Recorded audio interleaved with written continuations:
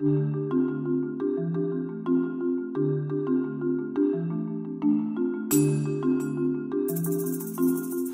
back to another video for HarborFinancialOnline.com. Today I'm going to be talking about the tax mileage deduction if you own a small business or if you have a job and you're not getting reimbursed for the miles you're driving. So what I'm going to do is show you how to get the deduction and how to report it and what's required from you. So let me get the video started here.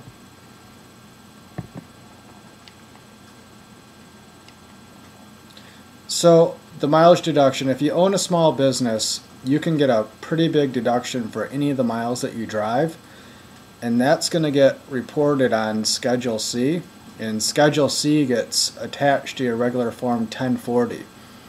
And on the schedule, you're going to fill out exactly how many miles you've driven in a year for the business, and you'll get a 55 cents per mile deduction based on the amount of miles you report.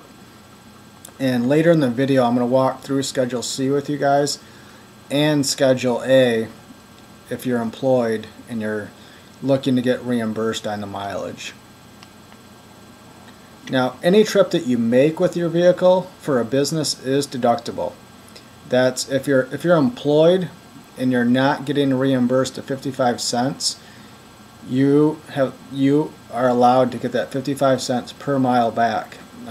Say for example, you're only getting reimbursed 33 cents per mile. You can get the difference between the 55 cents and the 33 cents. So you're deductible up to the 55 cents. Make sure you keep an accurate log of the miles at the start of your day and end of your day, because the IRS is going to want a logbook with dates and exact mileage and destination points. So it has to be a detailed log. Our online tax estimator calculator will allow you to put in, you can go to our site, HarborFinancialOnline.com. It'll allow you to put in the mileage deduction, and you'll be able to see exactly how much tax it's going to save you on your return. So it's nice because it's an instant calculator. So you can check that out at our site if you have the time. If you don't drive much for your business, you can write off actual vehicle expenses. The IRS gives you an option to either do the mileage deduction or write off actual expenses. But for most people, you're going to come out ahead by reporting the mileage.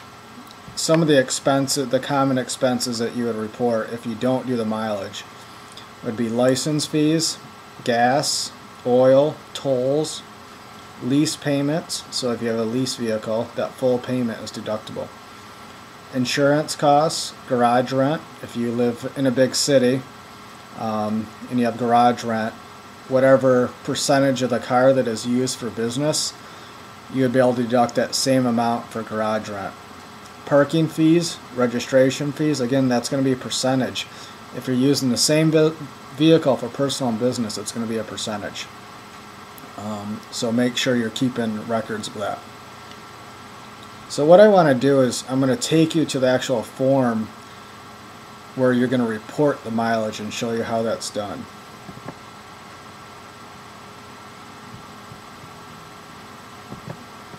So this is our site, HarborFinancialOnline.com. You can see on your screen, and on here is where you can use the estimator calculator that I was talking about.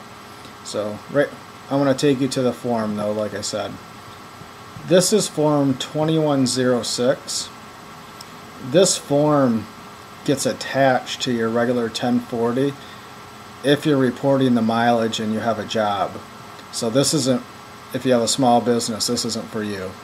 This form is if you're employed. If you do the return online, it's going to automatically add this form and fill in the boxes for you. But I just wanted to show it to you real quick so you can see the total miles and the percentage of business versus personal. So Schedule 2106. Here's the attachment. If you have a small business, this is Schedule C. This is where you're going to put in the miles.